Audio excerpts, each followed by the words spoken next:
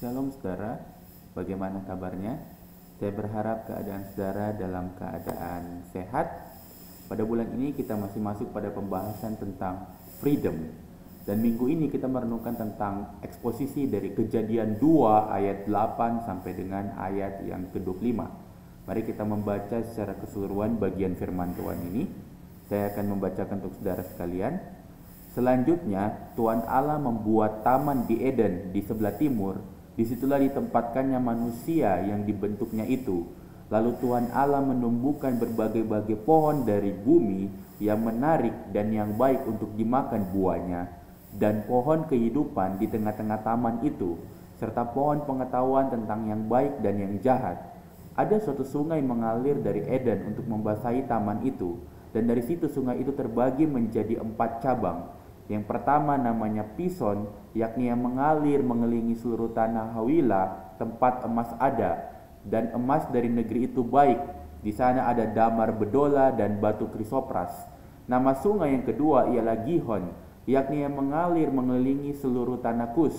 Nama sungai yang ketiga ialah Tigris, yakni yang mengalir di sebelah timur Asyur. Dan sungai yang keempat ialah Efrat.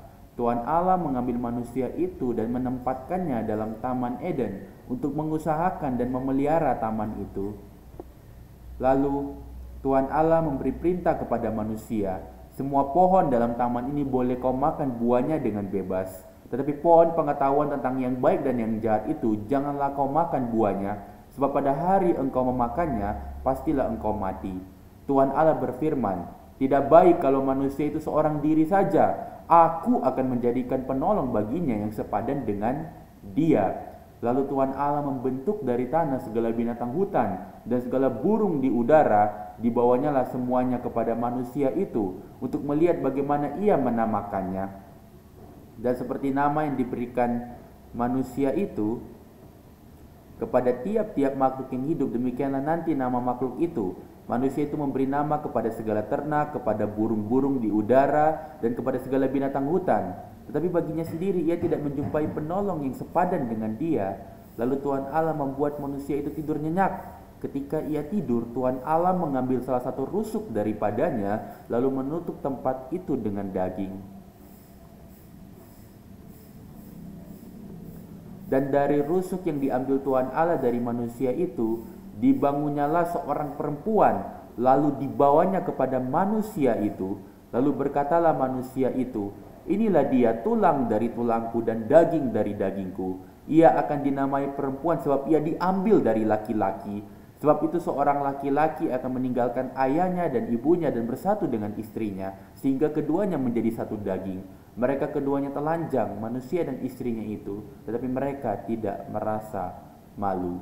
Saya akan berfokus kepada 2 pertanyaan ketika saudara mencermati bagian firman Tuhan ini adalah, yang pertama adalah kenapa Tuhan menciptakan pohon pengetahuan yang baik dan jahat?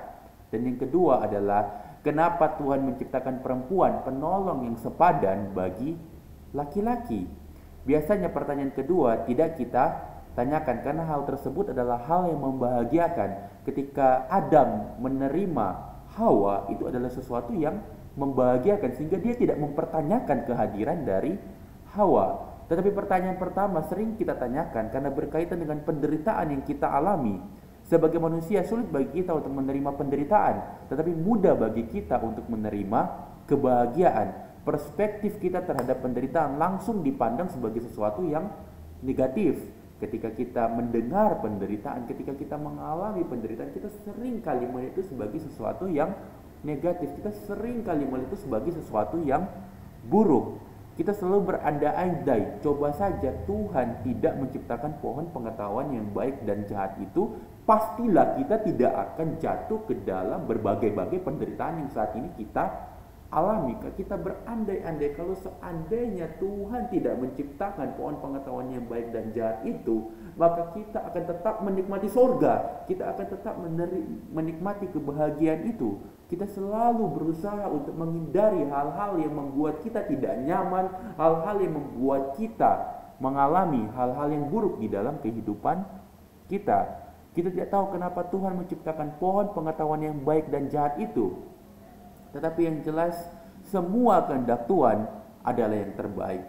Seperti pemuridan yang sudah kita pelajari pada minggu yang lalu, kalau saudara-saudara masih mengingat, adalah bahwa apa yang menjadi kehendak Tuhan itu adalah yang terbaik. Apa yang menjadi kehendak Tuhan itu adalah yang terbaik. Kita seringkali tidak memahami apa yang menjadi kehendak Tuhan, tapi kita percaya bahwa apa yang menjadi kehendak Tuhan itu adalah yang terbaik. Seperti di dalam kisah Lazarus yang sudah kita ketahui bahwa Lazarus itu Tuhan izinkan supaya dia dalam sekian waktu itu mengalami kematian. Tuhan izinkan dia mati sampai 4 hari, di mana pada zaman itu orang menganggap itu adalah kematian yang betul-betul sudah mati. Tuhan izinkan supaya Lazarus itu betul-betul dianggap orang dia sudah betul-betul mati, mayatnya sudah membusuk, mayatnya sudah tidak mungkin bisa dibangkitkan kembali, seluruh organnya itu sudah binasa, seluruh organnya itu sudah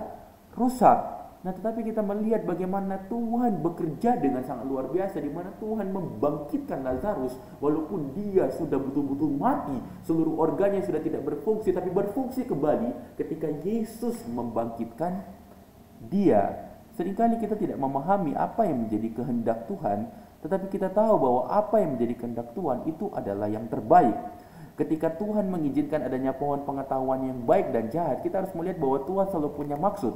Bahkan di dalam cerita itu, sekalipun manusia telah jatuh di dalam dosa, Tuhan menyediakan solusi bagi manusia, yaitu kedatangan Kristus. Melalui kedatangan Kristus, manusia mendapatkan solusi dari persoalan terbesarnya. Ada janji keselamatan disediakan Tuhan bagi manusia.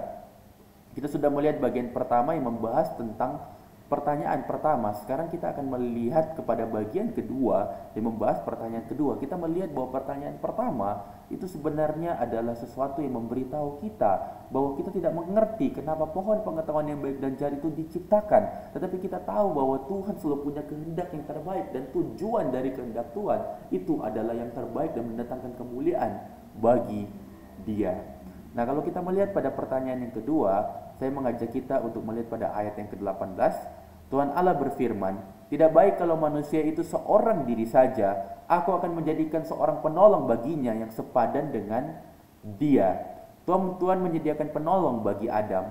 Penolong di sini bukan hanya dalam pengertian membantu pekerjaan dari Adam, tetapi menjadi pasangan yang sepadan bagi Adam, pasangan yang sederajat dengan Adam, tetapi menjadi penolong yang mensupport Adam di dalam kepimpinannya sebagai representasi dari Allah. Kita tahu bahwa Adam diciptakan segambar dan serupa dengan Allah, yang sebenarnya memberitahu kita bahwa dia adalah representasi dari Allah. Dia adalah perwakilan Allah. Bahkan Allah memberikan perintah kepadanya, kuasailah bumi ini, taklukkanlah apa yang ada di darat, di laut, di udara, sebagai bentuk bahwa Allah mempercayakan mandat kepada dia untuk menguasai bumi ini dengan tanggung jawab kepada Allah. Dia bertanggung jawab penuh kepada Allah atas apa yang Allah percayakan kepada dia.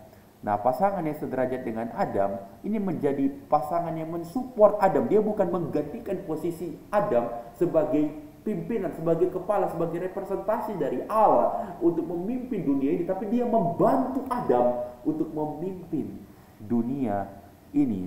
Nah, setelah kita melihat hal ini, mungkin kita berpikir bahwa Adam telah mendapatkan kebahagiaan yang luar biasa, kebahagiaan yang tidak tertandingi. Tetapi kita tahu bahwa kebahagiaan manusia yang utama itu tidak ditemukan pada pasangan kita.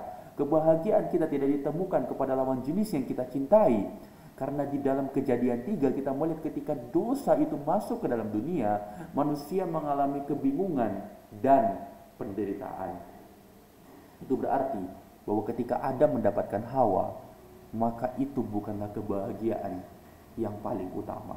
Itu bukanlah kebahagiaan yang ultimate yang tidak bisa digantikan oleh apapun. Karena buktinya di dalam Kejadian 3, Adam mengalami kebingungan dan dia pun merasa begitu bersalah. Dan dia tahu penderitaan pun mengalami dia ketika dia jatuh di dalam dosa.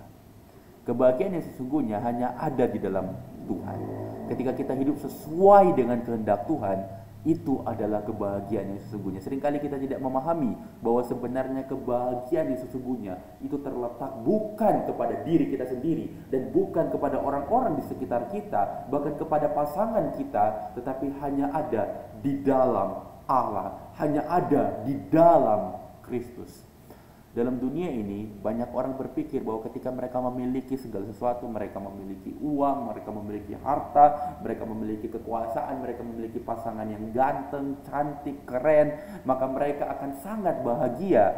Padahal dengan sangat jelas Alkitab menunjukkan bahwa kebahagiaan yang sesungguhnya itu hanya ada di dalam Allah. Ketika kita berada di dalam jalurnya Tuhan, ketika kita berada di dalam Kristus, maka kita akan mengalami kebahagiaan yang sesungguhnya adalah ketika kita betul-betul terkoneksi, kita betul-betul bersama dengan Allah. Nah, saya ingin menutup bagian firman Tuhan ini dengan sebuah kalimat. Memang betul ada banyak misteri dalam hidup ini, tetapi satu kebenaran yang sangat penting dan tidak boleh kita lupakan adalah kebahagiaan itu hanya ada di dalam Tuhan. Tidak ada kebahagiaan sejati di luar Tuhan. Dosa memang manis sementara, tetapi ujungnya selalu mendatangkan maut. Nah, kiranya kebenaran ini menolong kita untuk melihat bahwa kebahagiaan itu hanya ada di dalam Allah dan tidak ada kebahagiaan di luar Allah. Terima kasih. Tuhan Yesus memberkati.